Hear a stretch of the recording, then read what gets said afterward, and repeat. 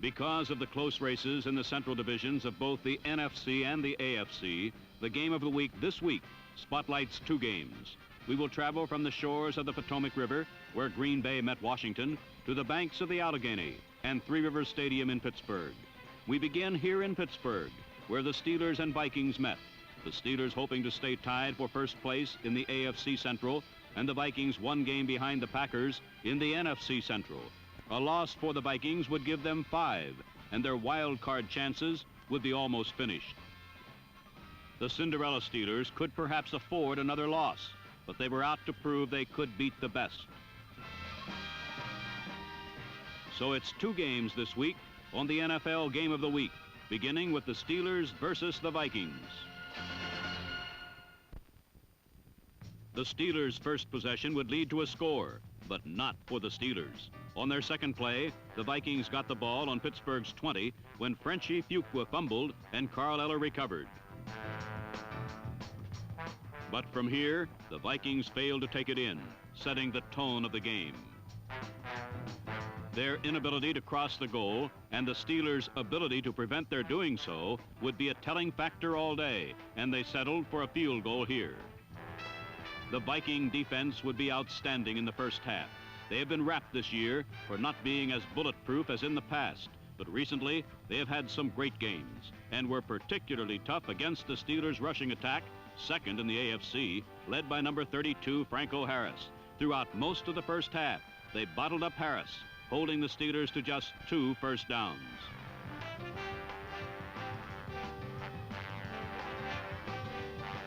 The Vikings' strategy was to control the ball with a short game, runs and passes from Tarkenton to his backs.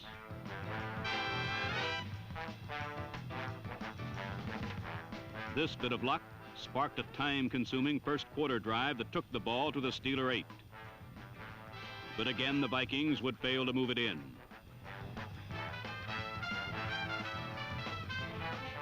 A great defensive play by Jack Ham, the leading tackler in the game, stopped a third down play to bring up 4th and 1. Coach Grant decided to go for it. Bill Brown tried but failed.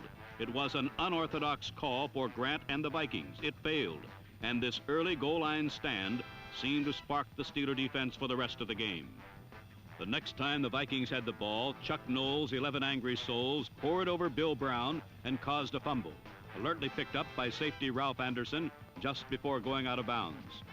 The defense had given Bradshaw the ball on the Vikings' 12, and they had no trouble scoring.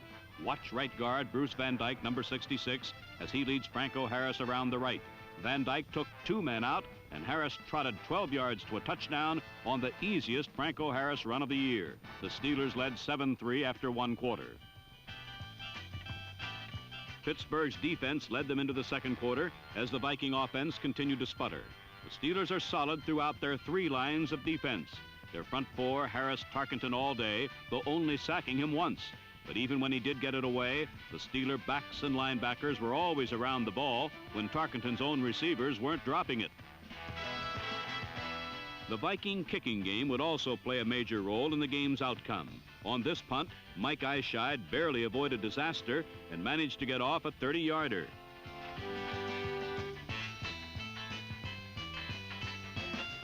But later in the quarter, the kicking game would come back to haunt Minnesota.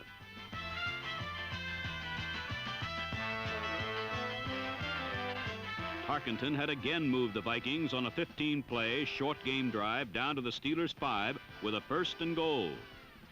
Again, the fury of the Steeler defense led by Jack Ham and number 53 Henry Davis contained Minnesota on 3 straight plays.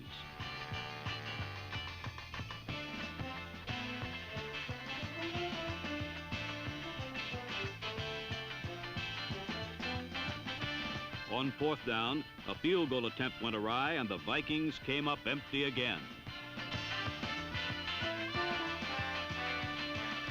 Meanwhile, the second quarter also went scoreless for the Steeler offense. In fact, Bradshaw's running attack was defensed well by the Purple Gang. Franco Harris would be held to 25 yards in the half, and the Steeler offense didn't cross midfield once on their own in the entire half.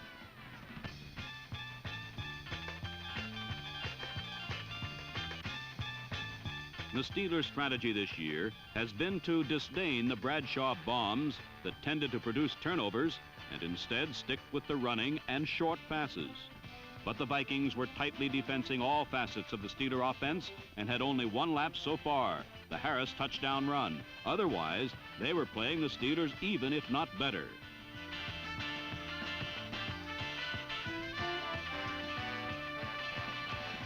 The half ended with the Steelers ahead 7-3.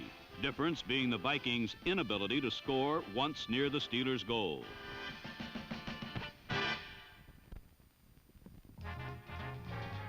The second half began as a carbon copy of the first.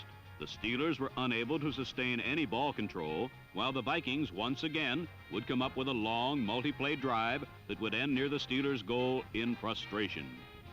Watch the Steelers' number 60, Ben McGee, lose his head trying to catch Tarkenton, while Tarkenton kept his scrambling to start the drive. The Vikings got a break on this long drive when their punt was fumbled by Glenn Edwards and they kept possession.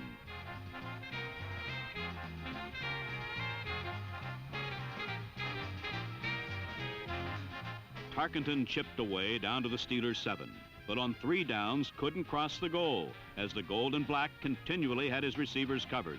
So on 4th, a field goal try. But again, bad timing messed it up. Holder Paul Krause reacted quickly, as did John Ward, the Viking tackle, eligible as a receiver. But reacting just as quickly was Andy Russell, who stayed with Ward and foiled the razzle-dazzle, and Minnesota came away empty again.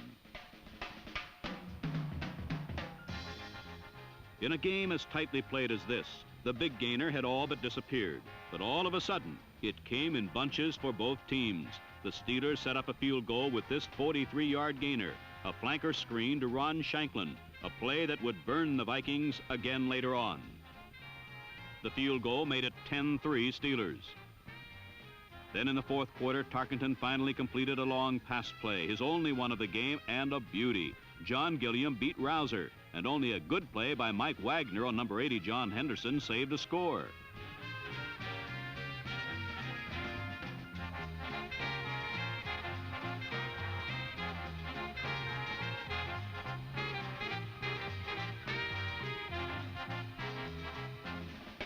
The bomb went for 63 yards to the 5, and one play later, a great play fake sent the defense right, while Tarkenton threw back the other way to his wide-open tight end, Stu Voigt. The score was tied at 10.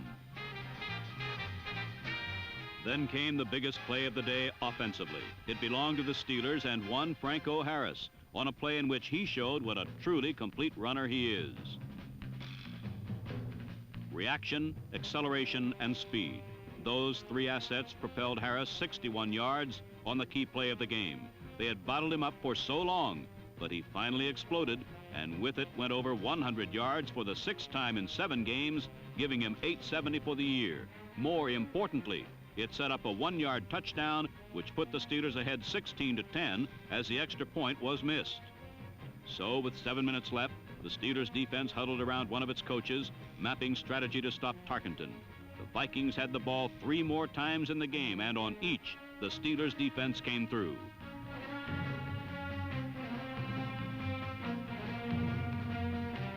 The play of Henry Davis, Jack Ham, Andy Russell, the front 4, and the secondary had been brilliant all day.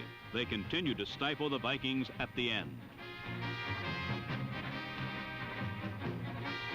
The Vikings went for it on 4th down and 1 from their own 29 with 2.5 minutes to play, and it was no contest. They didn't even need to measure.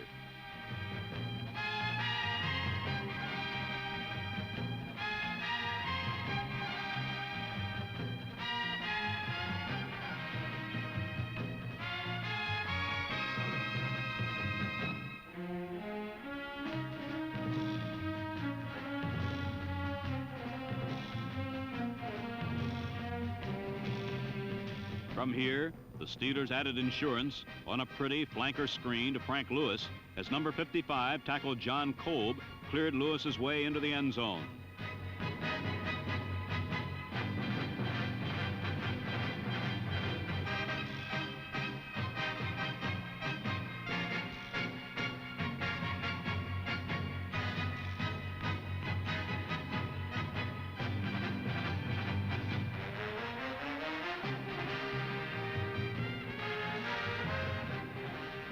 But it was fitting that the final play of the game was made by the Steelers' defense, an interception by John Rouser. For it was indeed this defense that had made the difference. Their secondary had taken away the Vikings' long game, except for one play, and had blanketed Viking receivers when they got down close. The Vikings' short game had moved well between the 20s, but 3 times they had muffed field goal attempts inside the 10, and twice more the Steelers stopped running plays on 4th down. Defense and Franco Harris, the formula that has given Chuck Noll's Steelers an 8-3 record, a chance for their best season in history, and a shot at the Super Bowl. As for the Purple Gang, they have been given enough rope to hang themselves this season. They are in danger of doing so. If so, the Steelers will have played a big part in their funeral.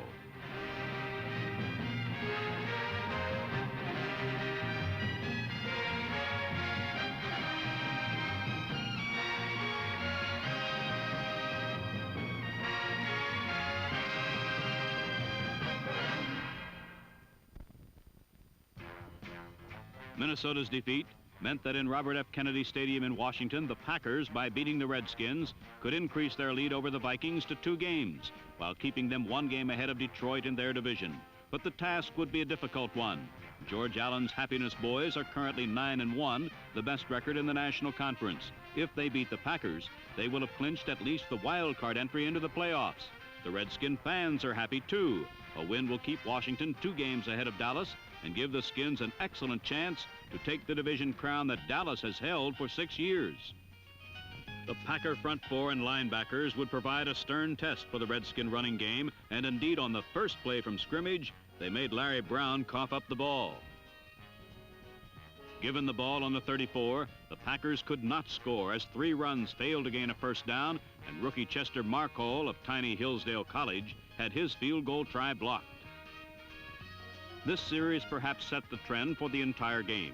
The Packers had had a chance for an early lead with at least a field goal, but they hadn't even gotten that, and the Redskins survived what could have been an early death blow. They could not, however, figure a way to beat the Packer defense. Linebackers Fred Carr, number 53, and Jim Carter, number 50, led a swarming defense that held Larry Brown to 36 yards rushing in the first half. When Billy Kilmer tried to pass, he found the Packers equally tough as their young secondary checked his receivers. A repeat of this pass reveals that the Packers were tough on both ends of the play, as Bob Brown, number 78, forced Kilmer to feather his pass. The Packers defensed the Redskins so well that in the first quarter, Washington gained just 43 yards and only 1 first down on 4 possessions. But Green Bay wasn't doing much better. This Scott Hunter pass was one of only 2 completions he could manage, and the only one that gained yardage, as MacArthur Lane gained 4. His other completion lost 9 yards, thanks to a great play by Chris Hanberger, number 55, now in his 8th year and enjoying his best season. Still, the Packer offense was able to cross midfield once to set up a 52-yard Marco field goal, his longest as a pro. The Packers led 3-0, even though their quarterback was having a woeful day moving the team. But in the second quarter, Hunter's luck got worse. Carroll Dale appeared open, but Hunter underthrew and Pat Fisher intercepted. The turnovers were now even, but the results were not, as the Redskins would take advantage of their break where the Packers had not. Watch Packer linebacker Fred Carr, number 53. He's being chopped down by Larry Brown to give Charlie Haraway the corner, a reversal of their usual roles.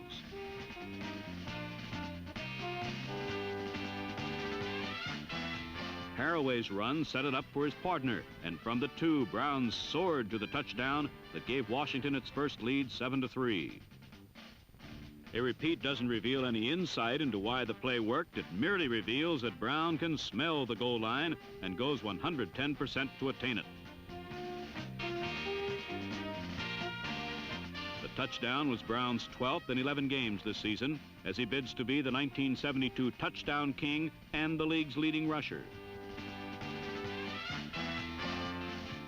1 week before, Scott Hunter had been injured, perhaps the reason for his poor showing. So Packer head coach Dan Devine went to rookie Jerry Taggy, number 17, from Nebraska, and he began to move the pack. Relying on 225-pound John Brockington, number 42, and 220-pound MacArthur Lane, number 36, the Packers were making yardage between the 30s. But in scoring range, Washington began blitzing the young quarterback and arriving at the handoff almost simultaneously with the ball. With the Packers stopped, Kilmer began exploiting the young Green Bay cornerbacks. Twice consecutively, he hit Roy Jefferson in front of the deep protecting Packers secondary. Now with the Pack backs thinking outside and short, Kilmer went inside and long.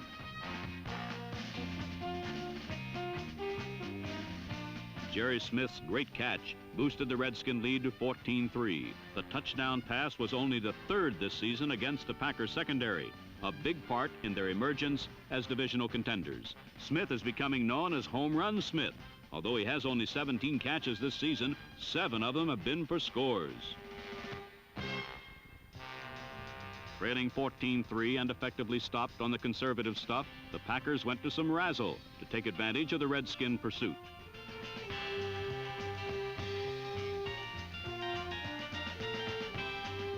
Lane's option pass to Brockington started a late first-half drive, and a reverse to wide receiver Dave Davis kept it going.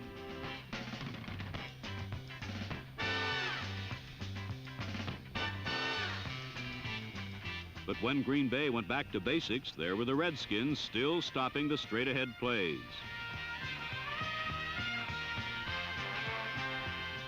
Green Bay settled for a field goal and trailed at the half 14-6. The momentum of the late score carried over into the second half as Kurt Knight's kickoff was returned 40 yards to the Packer 41 and excellent field position by Ike Thomas, number 37.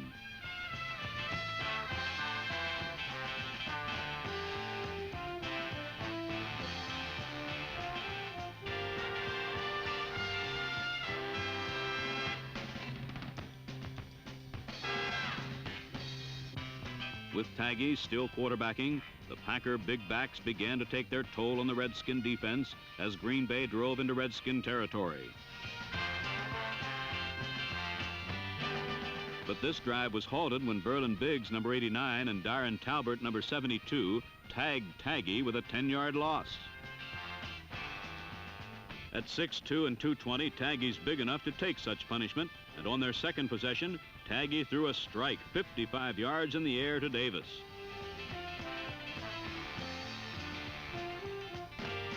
Davis's drop had cost Green Bay 6 points, but the Redskins were having just as bad a time of it. Brown was still unable to break one. His longest run of the day was 7 yards. In the third period, Washington again got just one first down as their control of the game appeared to be slipping away. Their only chance for a score died when Knight's 52-yard field goal try hit the crossbar.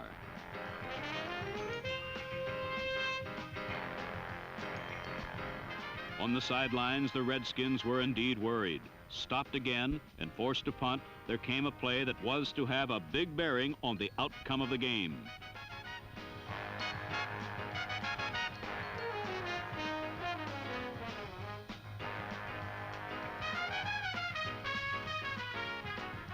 On the play, Washington was called for interfering with a punt reception, giving Green Bay a first down on the Washington 35. But of greater significance was that Ken Ellis, number 48, was injured, and he would not take his customary cornerback position for the rest of the game. Early in the fourth quarter, Green Bay took advantage of their good field position as Taggy improved on it with a pass to Davis.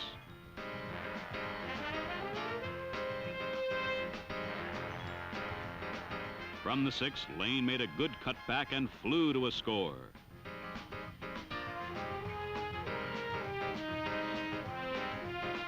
Lane appeared to have fumbled, but officials ruled he had already crossed the goal line. The Washington lead was down to 1 point.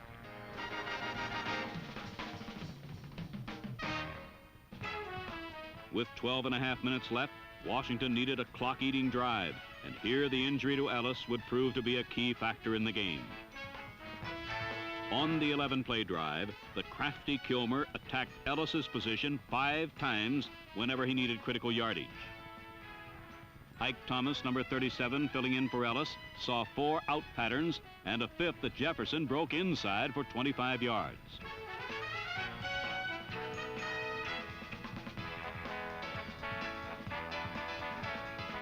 After reaching the 5, Kilmer went to the well once more for the touchdown that put Washington back on top by 8, 21-13.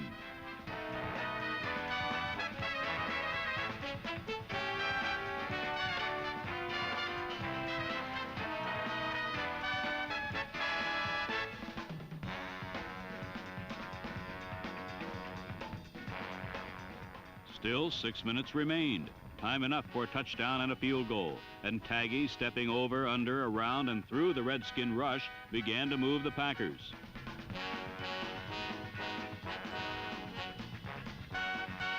But as we watched from the Green Bay side of the field, here's what the Packers saw. Taggy was repeatedly rushed. Though he got Green Bay to the Redskin 32, he could get the Packers no farther. The Redskin defense forced Green Bay to take the field goal, hoping to get a flash touchdown to win, but that field goal merely brought the final score to 21-16. Washington successfully ran out the last 2 minutes and had clinched a spot in the playoffs. Now 10-1, the worst the Redskins can finish is 10-4 and runners-up in their division. They are in because the only other team that can win 10 games as runners-up are the Giants, and Washington's already beaten them twice this season. Though the Packers lost, they still share first place in their division. Their next 2 games are with Detroit and Minnesota. 2 wins in these games, and the Packers may get another shot at the Redskins, this time with a lot more at stake.